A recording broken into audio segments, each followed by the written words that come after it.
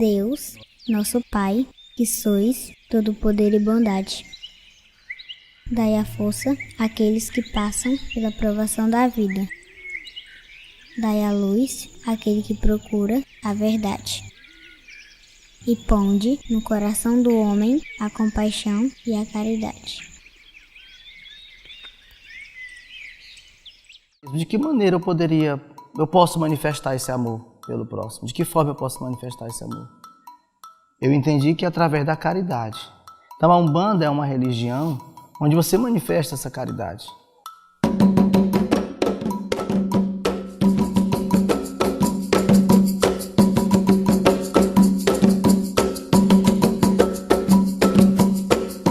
Meu nome é Juliette e eu sou mãe de Santo Terreiro de Nossa Senhora Santana. Eu sou Arthur Nogueira, professor do estado do Maranhão, umbandista. Meu nome é Salomão Mendes Silva, nome de batismo. A função neste terreiro é como zelador, como pai de santo, como as pessoas chamam, zelador de santo, zelo do santo. Eu me chamo Celson Santos da Silva, sou adepto da religião de Umbanda, faço parte do terreiro de Nossa Senhora Santana. Meu primeiro contato foi quando eu era bem pequeno, levado para um terreiro na cidade de Nilópolis por familiares, presenciando todos os rituais, recebendo passes e conhecendo a Umbanda já desde pequeno. Então eu não iniciei na Umbanda, a minha base religiosa dentro da espiritualidade é kardecista. E a Umbanda eu conheci em 2004, quando eu comecei a namorar com a minha esposa, né? Ela saiu daqui de Imperatriz, foi morar em Açailândia, e lá eu me apresentei a ela como kardecista, e ela se apresentou a mim como umbandista. Meu primeiro contato com a Umbanda desde criança, tinha muitas manifestações, o qual eu não entendia, né? Não era o fato de não aceitar, porque eu não entendia.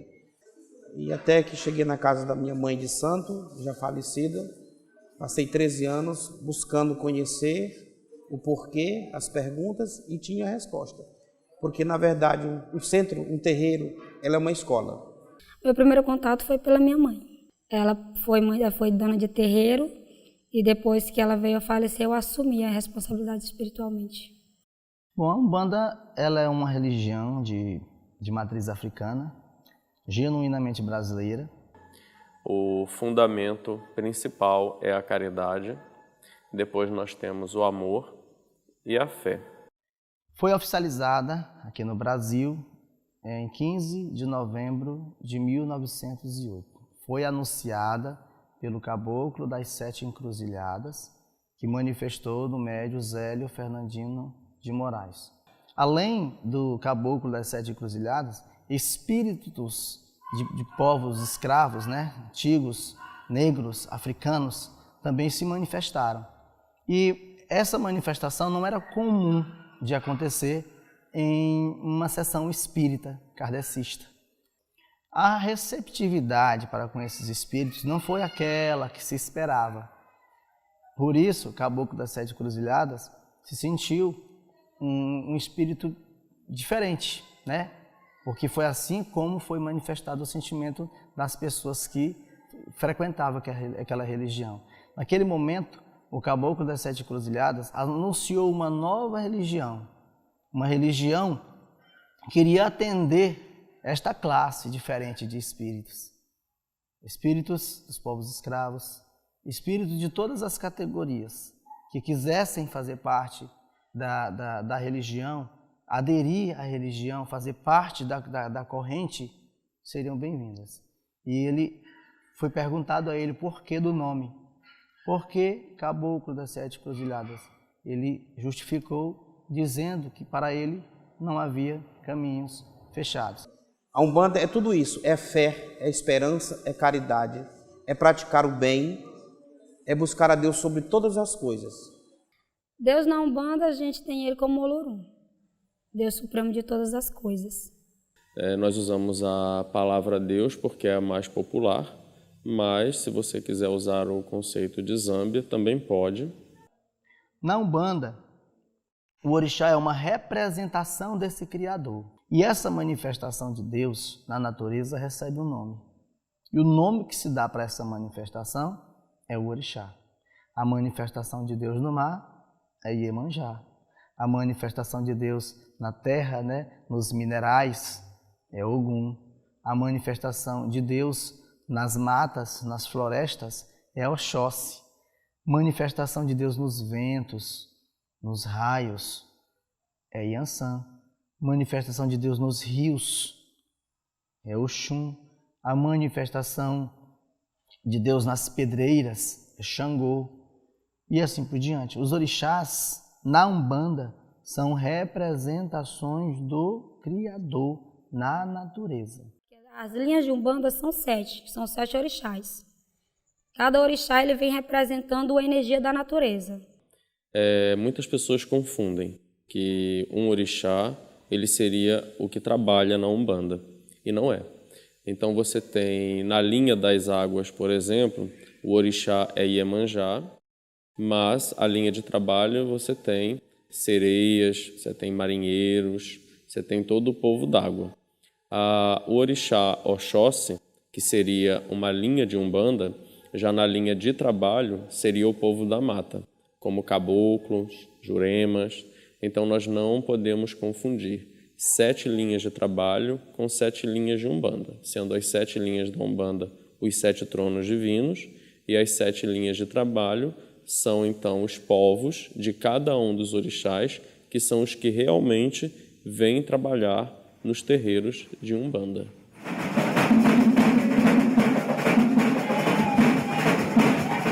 A gira é uma louvação aos nossos orixás. Ela é feita para as entidades, para os guias.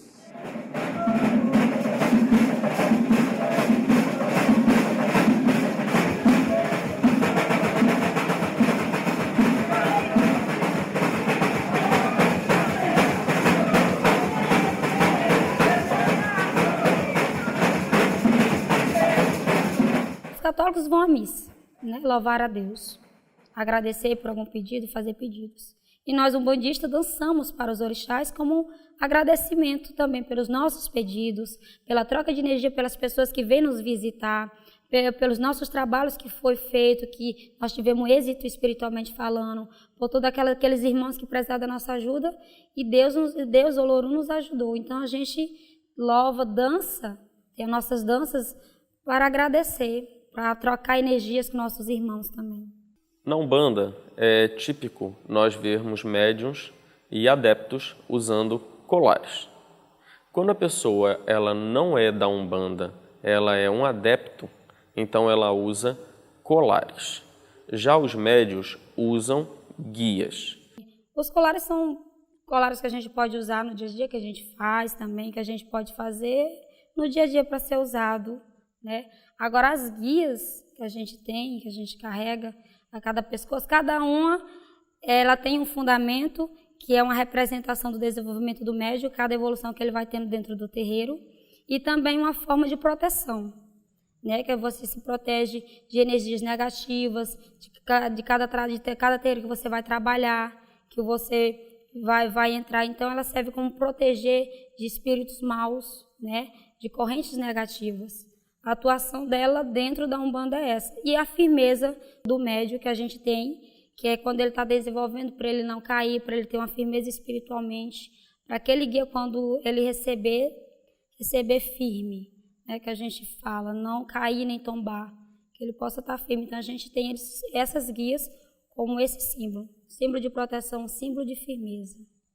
As guias que são utilizadas de conta são heranças do povo africano. Já as guias que são produzidas com sementes são heranças do povo indígena. Como no catolicismo, a Virgem Maria defumou seu Bento Filho, Jesus, então ela estava limpando, ela estava dando pureza, ela estava dando uma abertura, ela estava dando caminho para ele. Então, na nossa religião, a defumação significa também uma limpeza espiritual, uma defumação, uma proteção. Então, os banhos, eles servem para a gente poder descarregar energias negativas, de poder atrair energias positivas, de poder tirar dor de cabeça, de poder aliviar o corpo daquela pessoa que está dolorida fisicamente. E também existe os chás. O que é o chá? O chá, diferente da defumação, a defumação enquanto faz o equilíbrio do espaço, o banho faz o equilíbrio do seu corpo com o espaço, o chá ele já vai fazer o seu equilíbrio interno. Então você ingere aquela bebida, pode ser de flores, de frutas, de ervas, de pedaço de madeira, depende qual é o tipo de chá que você deseja para o seu caso. E esse chá ele passa por toda a sua corrente sanguínea, faz todo o equilíbrio, faz toda a limpeza do seu corpo e depois ele é excretado naturalmente pelas vias urinárias. E com isso ele retira toda a carga negativa. Então é por isso que é interessante você ver que na Umbanda você tem 3 tipos de limpeza e não necessariamente você precisa dos despachos, porque nós, através da própria natureza, nós conseguimos fazer o equilíbrio do ambiente, o equilíbrio do corpo com o ambiente e o equilíbrio do corpo internamente. Por isso você tem defumação, banho e chá, e sempre com descarrego e atração. A oferenda é uma entrega, é uma doação que a gente faz para o orixá. A Umbanda não se trabalha com matança, porque, na verdade, a gente já tem o Olorum como ele foi o único salvador e se sacrificou por todos nós. Então, para nós, o umbandista não precisa de sacrifícios para nenhum tipo de trabalho. A Umbanda é a única religião 100% brasileira, nascida em solo brasileiro e que no qual nenhum médium tem poder para matar ou sacrificar qualquer tipo de animal que seja. Se sacrificar, mesmo que seja um mosquito, isso não é Umbanda. A religião de Umbanda é uma religião que ele acolhe todos os tipos de pessoas, né? É uma religião que dá oportunidade não só para o homem ser um sacerdote, mas a mulher também pode ser uma sacerdotisa de Umbanda, né? No terreiro de Umbanda você pode encontrar uma mãe de santo ou um pai de santo. Ele pode ser heterossexual, ele pode ser homossexual, tá? Porque nós, umbandistas, né, nós acolhemos todas essas pessoas. Porque foi assim que ela foi anunciada pelo Caboclo das 7 Cruzilhadas. Quando ela foi anunciada, aqui nasce uma religião que vai acolher todas as diferenças. Porque o que vale para o Criador não é a matéria, não é a carne, mas sim o espírito. E é este espírito que tem que ser evoluído, que tem que se melhorar, né? É essa energia que tem que se tornar pura. A carne, seja de um homem, seja de uma mulher, seja de um homossexual, né? A religião é bem tolerante com isso. Na verdade, o Olorum, Deus busca o que vem dentro da pessoa, espiritualmente. Ela te vê como uma energia. Ela te vê o que você pode oferecer ao bem ao teu próximo. Ela vê o teu coração, tua mente. Ele não vê a tua parte física, o que tu é, o que tu não é, o que tu pode me oferecer financeiramente. Ele não vê raça, não vê cor. Ele vê energia espiritual. Todos os praticantes de Umbanda, eles têm uma preocupação muito grande em receber as pessoas, porque eles também eventualmente serão convidados para outros, e é claro, eles vão esperar ser bem recebidos, né? Então, são ótimos anfitriões, com uma preocupação muito grande de tentar também desconstruir os estereótipos, os preconceitos que se tem sobre a Umbanda, né? A Umbanda de Imperatriz é uma Umbanda, assim como a Umbanda do restante do Brasil, a gente pode falar do Xangô no Pernambuco, né? Ou dos próprios candomblés da Bahia e de São Luís, ela acaba, por sua plasticidade, ela acaba assumindo características que são regionais, sobretudo de uma força muito grande do tambor de mina, né? O nosso tambor, ele é tambor da mata.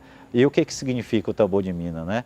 Que são elementos externos ao Maranhão, né? Principalmente os elementos do candomblé, mas como eles se amalgamam e formam uma Umbanda que ela é regionalizada, né? Ela é regionalizada, por exemplo, pela forte presença que Xangô tem nos terreiros, né? Que tem muito a ver com a mineração, tem muito a ver com as atividades econômicas também desenvolvidas no presente. Nós podemos falar de uma presença muito grande de pretas velhas, de preto velho, de caboclos, que são elementos que estão muito associados à própria perfil socioeconômico das pessoas que praticam a Umbanda, né?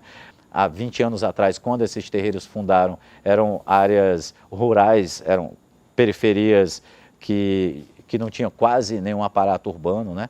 E geralmente a implantação desses terreiros está muito associado à perseguição que eles sofrem, né? Então, buscar uma área periférica ou da zona rural tem a ver com a condição econômica dos praticantes, tem muito a ver com a própria formação da cidade imperatriz.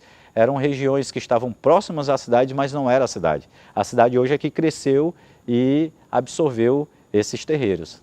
Uma das coisas que a gente tem que deixar também como muito sintomático é da ausência de qualquer referência para se chegar a esses terreiros. Ao contrário das igrejas, né, a gente não consegue, a partir da fachada do terreiro, identificar que aquilo ali é um terreiro, né? Então, essa preocupação de se escamotear é também uma preocupação que diz muito da relação do terreiro com a cidade, né? Que é uma relação de poder e é uma relação bastante complexa, bastante tensa, né? Há uma discriminação muito grande perante a sociedade, mas é aquela coisa, não é isso que me faz retroceder, me esconder, não. Isso só serve mais de apoio para mim, para que eu possa mostrar, né, o que eu sou na verdade. Porque eu tenho uma missão a cumprir, estou cumprindo. Independente de discriminação, de classe social, eu não me escondo. Eu sou muito feliz por ser umbandista, então eu não tenho esse preconceito. Eu já tive um dia? Já. Mas depois que eu que eu me solidifiquei na religião, que eu entendi qual era a minha função, o meu objetivo, isso mudou. E quando você quebra o preconceito dentro de você, né?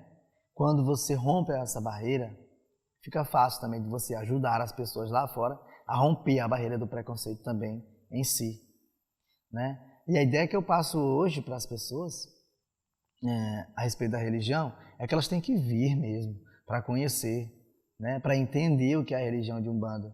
Que eu acredito que quando elas passam a conhecer a religião de Umbanda, elas passam a respeitar. E muitas pessoas dizem, porque a sua religião adora uma imagem de pau, de pedra, de barro, de gesso. Sim, nós sabemos que ela é de tudo isso e nós sabemos que se ela cair, ela vai quebrar. Só que a nossa fé não quebra com ela. O preconceito, ele é bastante forte, sobretudo para aqueles que não conhecem a Umbanda, né? Que diga-se de passagem que é a maioria das pessoas, né? Eu já percebi presença, não de preconceito, mas de intolerância, né? Como, por exemplo, a chegada de bêbados, de polícia, né? No momento em que está acontecendo algum rito, né? Isso é bastante forte. Um outro elemento que eu acho que é bastante importante também, e é uma mensagem positiva que a Umbanda passa para nós, é da questão de gênero, né? É uma religião dominantemente feminina, e a tolerância e a aceitação da presença de homossexuais dentro da Umbanda, seja homens ou seja mulheres. Isso é algo que está nas próprias entidades, né? Os orixás, como por exemplo Oxumaré, né, são entidades que têm esse caráter do masculino e do feminino, e que, se a gente for olhar para outras religiões, as grandes religiões tradicionais, todas elas trazem esse elemento como um elemento humano, né? A presença das diversas sexualidades, né? Então a diversidade, ela, no caso específico da Umbanda, ela é vista também como um elemento muito forte, muito importante. Eu sou o tipo de pessoa que eu deixo bem claro a minha religião, porque ser umbandista, para muitos, inclusive para alguns umbandistas, é viver na clandestinidade. A pessoa, ela sabe que se ela disser que ela é umbandista, ela será afastada de alguns meios. Eu não tenho essa preocupação. Eu creio que, da mesma forma que eu aceito meus amigos, meus colegas, meus familiares com suas crenças, eles têm que me aceitar com a minha. Se eu quero que o meu irmão me aceite, eu também tenho que aceitá-lo. Então, se ele quer que eu o aceite, ele deve me aceitar também. Eu não tenho problema algum em dizer que sou da Umbanda, eu defendo a minha religião, defendo o nosso Deus, que é único, que é igual para todas. Quando se pergunta sobre qual é a contribuição que a Umbanda tem a dar para o mundo, é unânime a questão do amor, é unânime a questão da tolerância, né? Porque é isso que eles sentem falta, né? Então é muito bonito porque eles estão justamente tentando dar aquilo que a sociedade não dá para eles, né? Que é de compreensão, que é de tolerância, que é de acolhimento. Há um trabalho social muito forte na Umbanda também, com alcoólatras, né? Com dependentes químicos. Então a Umbanda ela não é restritiva, né? Pelo contrário, ela tem uma preocupação muito grande em respeitar também a espiritualidade e a religiosidade das outras pessoas, né? Porque hoje eu posso ver que existe o bem, existe o mal, mas que Deus ele é tudo. Uma das principais coisas que eu tinha medo era de perder minha mãe. Achava dentro de mim que se eu perdesse ela, eu não ia ter mais vida. Então, quando isso aconteceu, eu pude observar que Deus me segurou, que Ele disse, eu estou aqui. E que a gente tem que entender uma coisa, quando você perde uma pessoa amada, você vai sofrer. Mas que você tem que entender que para Deus é um filho que está voltando a casa. Deus está abraçando aquela filha. Então, ela está se livrando de coisas ruins aqui na terra. Então, ela está se libertando, ela está buscando um caminho espiritual de viver eternamente, que a gente acredita na reencarnação, na vida eterna. Então, isso que me mudou, em saber que nada é impossível, tudo é possível. Basta você crer e você ter fé dentro de si que Deus é tudo. Que a nossa Umbanda é uma missão, ela não é opção. Porque não se opta a ser médium. Eu quero ser um médium. Não. Então, é uma missão que se cumpre e eu cumpro por amor. Desde que eu entendi, que eu busquei conhecer e tive uma resposta do mundo espiritual. Então, a Umbanda mudou a minha vida quando eu identifiquei que nós não precisamos de nada do que tem nesse mundo. A única coisa que nós precisamos é o quê? É paz, respeito, felicidade. Eu encontrei sentido na minha vida aqui na Umbanda, porque eu estou trabalhando para a humanidade, eu estou manifestando amor pelo próximo e seguindo o mandamento de Cristo, amar o próximo como a ti mesmo. E eu manifesto esse amor aqui na Umbanda. Por isso, eu me sinto bem aqui. Por isso eu sou umbandista.